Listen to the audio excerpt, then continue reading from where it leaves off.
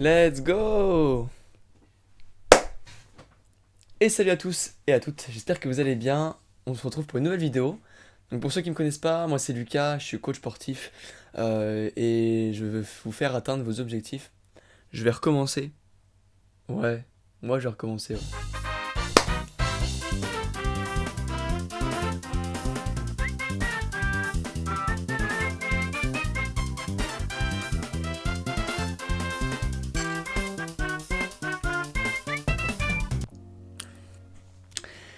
Et salut à tous et à toutes, j'espère que vous allez bien. On se retrouve pour une nouvelle vidéo, mes 5 conseils pour pouvoir toujours s'améliorer, que ce soit en street workout ou même vous allez voir, ça va pouvoir se répercuter sur toutes vos disciplines. Pour ceux qui ne me connaissent pas, moi c'est Lucas, je suis actuellement coach sportif et mon but c'est de faire atteindre vos objectifs en street workout. Donc si vous voulez en savoir un peu plus sur moi, j'ai mes réseaux en description, allez y jeter un œil, ça me ferait plaisir.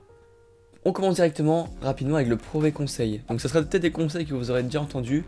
Mon objectif à moi, c'est de vous donner des points de vue, mon point de vue personnel sur chaque conseil. Et peut-être que ça va pouvoir vous aider, en tout cas, c'est l'objectif. Premier conseil, c'est de vous créer une programmation en street. C'est vraiment, je pense, la base. Je l'ai mis dès le début parce que je pense que c'est pas négligeable de se créer une programmation. De toujours savoir vers où on se dirige en fonction de ses objectifs. Et voilà, se créer une programmation, mais c'est pas forcément évident. Voilà, je suis d'accord avec vous, de créer une programmation, c'est pas évident. C'est pas à la portée de main de tout le monde, surtout quand on débute, on ne sait pas quel exercice mettre en place. Moi, ce que je vous conseille, ce que je mets en place personnellement dans mes entraînements, c'est que je me laisse 1 voire 2 mois des fois de feeling, où genre par exemple je mets un objectif, et par cet objectif, je crée des séances au feeling où je teste des exercices, je teste des méthodes d'entraînement, je vois ce qui me plaît, ce qui me plaît pas, là où j'ai des douleurs, là où je suis à l'aise, là où je kiffe. Je teste pendant 2 mois, environ 1-2 mois, c'est vous qui gérez la chose, et après je me crée une programmation sur ce que j'ai pu essayer, je mets en place les exercices que j'apprécie pour pouvoir derrière avoir une programmation optimale. Bien sûr, c'est facile de dire ça, dans une programmation il y a quand même des bases à respecter, mais ça j'en ferai une autre vidéo, donc restez à l'affût pour pas la louper, je pense qu'elle va être importante. Conseil numéro 2, ça rejoint un petit peu cette programmation, c'est le fait d'écrire ses performances. Donc là tu es obligé de l'écrire. Programmation, tu dois faire, je sais pas, 4 séries de 5, et pendant ta séance, t'as un petit carnet ou sur ton téléphone, bloc-notes, j'écris 5, 5, 5, 5, j'ai réussi à faire mes 4 séries de 5, c'est parfait. La semaine d'après, je vais pouvoir améliorer, passer à 6 secondes ou mettre une évolution un peu plus dure. Voilà à quoi ça va servir d'écrire ses performances. Attention, petit point quand même à faire attention sur le fait d'écrire. Tu peux très bien un jour, pendant 3 semaines, faire toujours les mêmes performances. Sur ton carnet, t'es toujours à 5 répétitions, t'arrives pas à évoluer, t'y arrives pas. Sauf que tu sais pas, c'est que ton ressenti est pas du tout le même. Comparé à ta première semaine et à ta troisième, ton ressenti s'est beaucoup amélioré, genre t'es beaucoup plus à l'aise sur l'exercice, t'as moins de douleur, tu te sens à l'aise, tu peux le faire plus de fois avec moins de temps de repos. Et ça, sur le cahier, tu le vois pas. Il y a toujours écrit 5, 5, 5, 5, t'as l'impression de stagner. Alors qu'au contraire, si ton feeling s'améliore, si tu te sens beaucoup mieux sur l'exercice, c'est un signe de progression, tu t'améliores. Donc moi ce que je t'invite à faire, ce que je fais sur mon carnet, voilà il est juste là, hein, mon petit carnet. Donc j'ai mes séances, tac, écrit, et souvent j'écris d'une autre couleur, parce que j'ai souvent 4 couleurs avec moi. J'écris par exemple en rouge, en dessous de mes exercices, j'écris mon ressenti. Ok, super ressenti, super feeling, je me sens bien. Ok, je peux évoluer l'exercice. Ou au contraire, si je me sens pas bien, j'aime pas le feeling, j'aime pas l'exercice, je pense que je vais l'enlever. J'écris tous mes ressentis et ça me permet, semaine après semaine, de pouvoir adapter ma programmation et me faire des séances que j'apprécie. C'est l'objectif. Conseil numéro 3, également un conseil qu'on a beaucoup entendu, c'est le fait de se filmer. Filme-toi, franchement c'est ce que je regrette le moins dans le street, c'est de m'être filmé quasiment tout le temps. Même quand j'ai commencé il y a 3 ans, j'ai tout filmé. Je me filmais très très régulièrement parce que déjà je postais sur les réseaux, donc moi ça m'aidait à créer un peu de contenu, mais également à titre personnel à toujours m'observer, toujours m'auto-analyser et voir ce qui va pas sur le mouvement. Donc fais attention également sur le fait de te filmer, sur comment tu te filmes. Tu vas pas t'amuser à, sur un front lever, te mettre en face et filmer tes pieds. Tu vas rien voir, c'est pas le but. Le but c'est que tu, comme je dis, tu t'auto-analyses.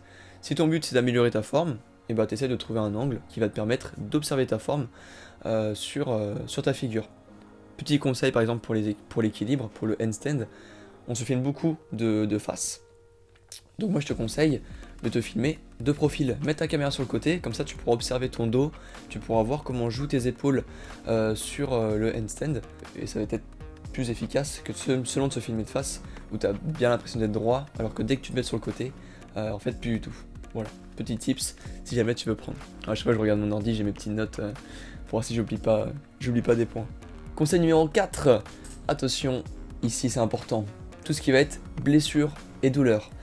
Ça va forcément t'arriver si tu fais du sport régulièrement, d'avoir des douleurs quelque part. Donc fais bien la distinction entre blessure et douleur, c'est pas parce que tu as une douleur que tu es forcément blessé. L'inverse est un petit peu moins vrai, si tu es blessé, tu as souvent une douleur, même si des fois c'est pas forcément le cas. Mais si tu as une douleur, ça peut être à cause de plein de raisons, donc ne te fais pas une phobie sur le fait de complètement tout arrêter dès que tu as mal. On te dit que je suis blessé, faut que j'arrête à tout prix. Non, c'était une douleur, essaie de réfléchir comment cette douleur est apparue. Est-ce qu'elle est apparue à l'échauffement, pendant un exercice? Est-ce que actuellement dans ma vie je suis stressé? Est-ce que j'ai moins dormi? Est-ce que je me suis pas hydraté? Bref, c'est tout un ensemble, les blessures, les douleurs, c'est tout un ensemble super important. Donc essaye d'analyser ta douleur et de voir comment elle est arrivée. Et avec ça, tu peux te dire, ok, bah c'est arrivé comme ça, donc j'ai ça a changé pour la suite. Moi je conseille quand tu as une douleur, enlève les exercices qui te font mal, ça me paraît ici logique, mais crée toujours du mouvement. C'est-à-dire, sois toujours en action, crée toujours tes exercices, tu peux adapter en prenant d'autres exercices. Je sais pas, il y a toujours moyen d'adapter en fonction de ta douleur. Mais voilà, reste toujours dans l'action, ne sois pas découragé à enlever complètement tes séances qui te font mal. Fais également une distinction entre douleur et gêne. Tu peux faire un exercice avec une gêne si ton exercice te fait pas mal. Adapte, c'est ton ressenti qui va jouer.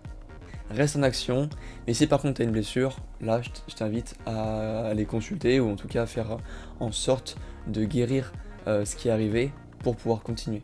Voilà. Mais reste dans l'action, souvent c'est des signes où tu as envie d'abandonner, où tu veux changer d'objectif. Non, essaie de rester focus, va jusqu'au bout. Ça fait partie des choses de ce sport. Allez, dernier conseil, pour moi c'est un de mes préférés et que j'essaye d'appliquer depuis un petit moment, c'est le fait de se faire plaisir pendant ces séances. Donc ça veut dire quoi? Bah juste kiffer faire tes séances, kiffer faire tes séries, kiffer faire tes exercices, c'est le but, voilà. Je sais que ce qui te fait kiffer le plus, c'est te visualiser, avoir ton objectif, ça va être primordial, mais c'est de kiffer également le processus, le fait d'aller t'entraîner, d'aller toujours chercher ces répétitions, d'aller chercher ces secondes, d'améliorer ces petits centimètres qui vont améliorer ta forme. Voilà, faut se mettre dans cet état d'esprit, de toujours kiffer, aller toujours chercher un petit peu plus loin, et d'éviter d'être frustré pendant tes séances, car naturellement, plus tu vas être frustré, plus tu vas, entre guillemets, avoir des pensées négatives sur tes exercices, donc naturellement tes perfs vont stagner ou diminuer. A l'inverse, si tu es toujours content d'aller faire tes séances, si dans ta tête, tu as dans cet objectif de t'améliorer tout le temps, ton cerveau va se mettre en mode je vais exposer toutes mes perfs, et tu vas t'améliorer semaine après semaine, crois-moi, c'est vrai. J'ai les meilleurs conseils. Je te jure, c'est vrai ce que je dis. Donc voilà mes 5 conseils. C'est les conseils que moi j'ai appliqués depuis 3-4 mois dans ma pratique sportive. Et franchement, je me suis jamais autant amélioré que actuellement. Là, je suis en train d'exposer mes performances. Je suis vraiment trop content. Donc je continue de ouf. N'hésite pas à me dire dans les commentaires si tu as des conseils sur lesquels tu n'es pas du tout d'accord, ou à l'inverse, des conseils que j'ai pas dit, parce qu'il y en a plein que j'ai pas dit, et que tu aimerais partager avec d'autres personnes. Donc voilà, j'espère que la vidéo t'a plu. N'hésite pas à t'abonner pour voir la suite, une vidéo sur la programmation qui va avoir son importance Donc n'hésite pas à t'abonner, à mettre un petit like si ça t'a plu. Et je te dis à la prochaine pour une nouvelle vidéo.